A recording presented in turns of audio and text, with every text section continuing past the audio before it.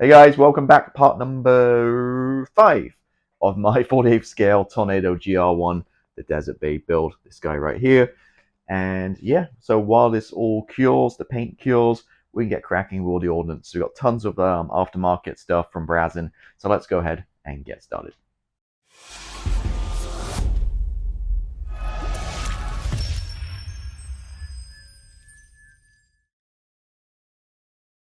Making a start here, as you can see on the ordnance. Got the fuel pods,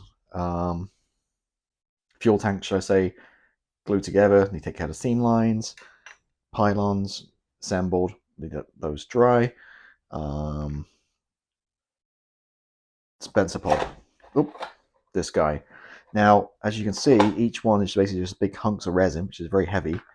And that's it. Pretty much some decals in there and no other photo etch parts or just these giant pieces of resin, which you got to cut from the block, which I did, and then basically attach the two parts together. I'm not sure why I just didn't do one part. It'd be a lot easier, but I guess because it's modeling, they're trying to give you a little bit of extra challenge work to do, I guess. So coarse sanding, well, cut them off the blocks and then coarse sanding stick to sand them down.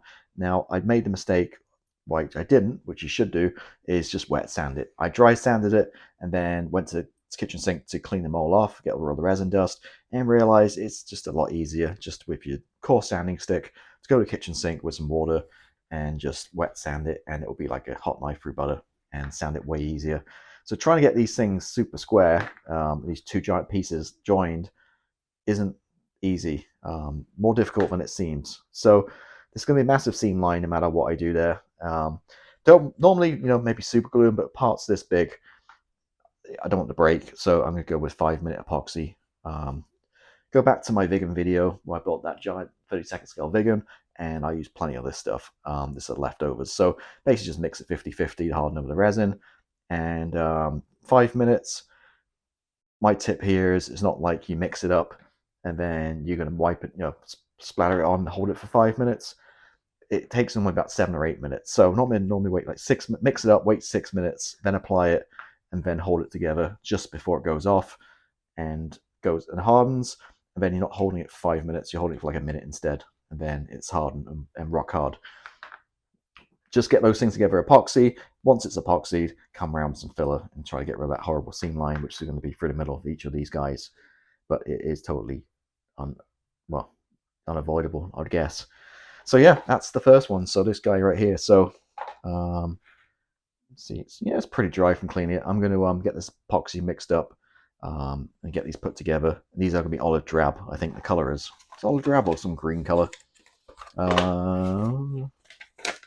Yeah, olive drab is the color on these guys. Okay, so started building. We actually built the other two on here, the Sky Shadow and the other pod. Pretty straightforward. Again, 2 parts. You can see I had a little bit of filler through there. Again, epoxied both of these together, and a little bit of photo etch on this one. And this one I had a little bit of a gap, bigger gap on this one I had to fill. And just 2 resin ones on this one. So photo etch on this, resin. I don't really like these. They're so fragile. In the past, when I bought missiles, which are brass, they just all, these little thin pieces just crack and break.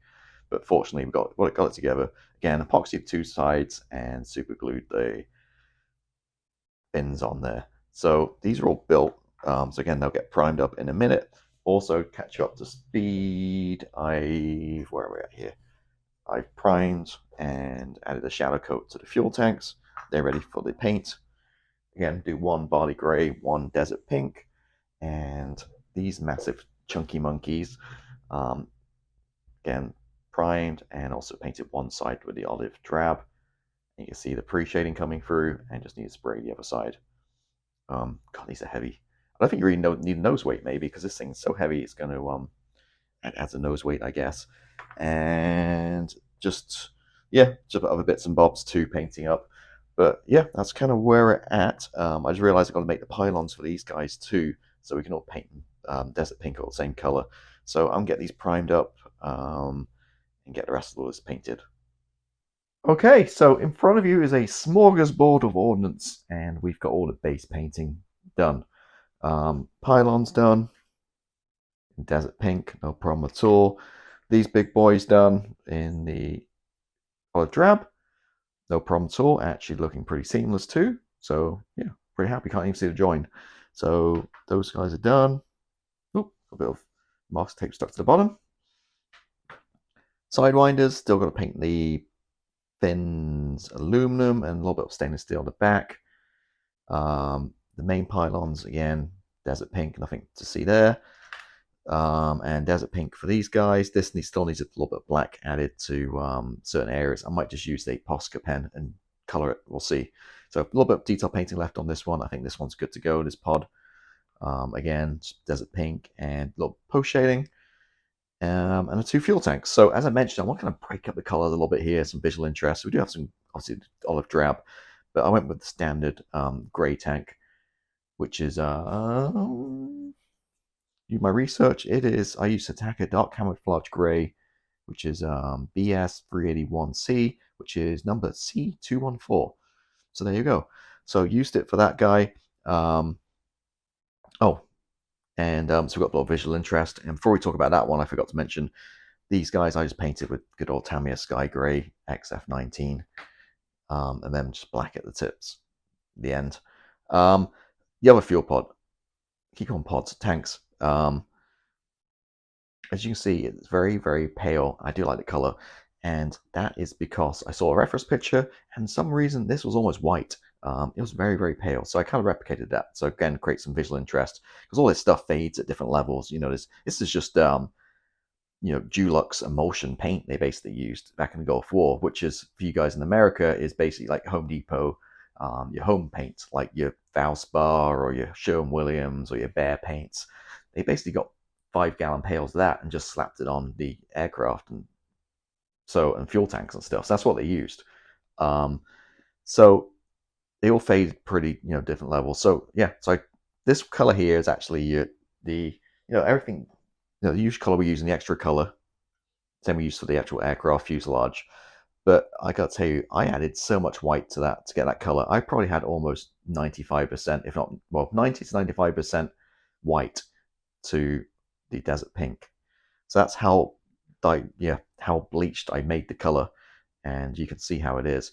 And I'm really kind of happy with that. Actually, again, from the reference picture, that kind of matches very closely. If you compare it to normal Desert Pink out the jar, this has been a little bit white, what bleached too, but you can see the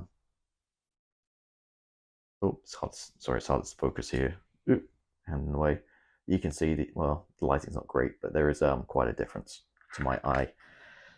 So there we go. So I want to do a little bit of detail painting on these guys, and this, once that's done, we'll get all of this clear coated for some decals. There's quite a lot of decals to go on all of this. And that decal solution I'm using right now, the Solver set, I'm worried it's going to eat the paint, especially the extra acrylics. So I'm definitely going to give this all a nice clear coat in preparation for that, to protect the paint and get the decals on. As you can see, we're all painted and looking a little shiny because I gave it all a clear coat of LP9 lacquer clear gloss just to see all the paint in. This extra acrylics is acrylic paint, and I noticed it can be pretty soft and kind of scratch pretty easily. So I gave a good, nice protective coat. Also prepare us for the decals. There's quite a lot of decals to go on here, and some weathering washes and stuff. So yeah, all lined out, looking good. Got the lighter color fuel tank there. Got the gray one here, again split to create some color visualization interest, and pylons. And so yeah, so I'm basically now going to work through each of the little boxes here, and they each have their own instructions and their own set of decals. So I'm going to decal everything up, and also the fuel tanks and pylons I think have decals in the kit. And once that's done, come back and show you how we look. Okay, so we're all painted and we're all decaled and ready for a little bit of weathering. So you get really big decal sheets with each of the browsing sets, but you only use, they got some for different color schemes and they give you extras, which is nice. So there's not really that many at all. So for example, on this guy, there's just these 2 yellows on top. You can see the diamonds, and a couple of black stripes on the bottom, and that is it. So they're done. Fuel tanks just had 4 across.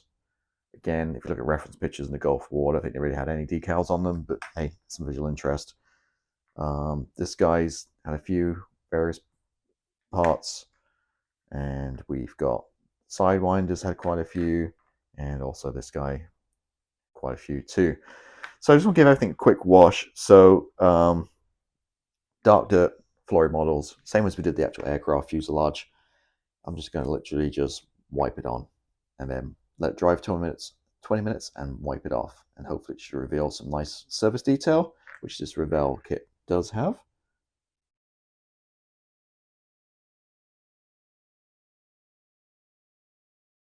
So I'm going to wave around.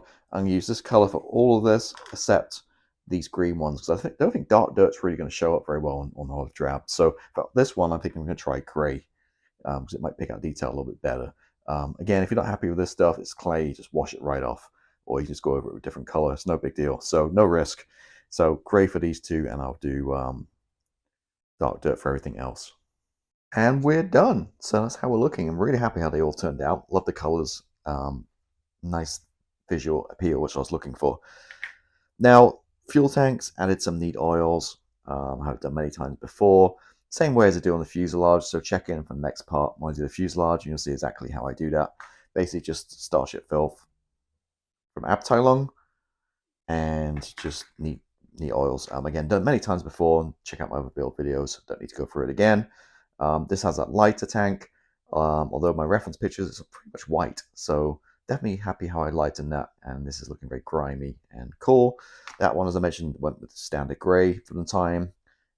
Just create some color interest. These guys, the wash doesn't really do much to these, to be honest with you. These big lumps of resin.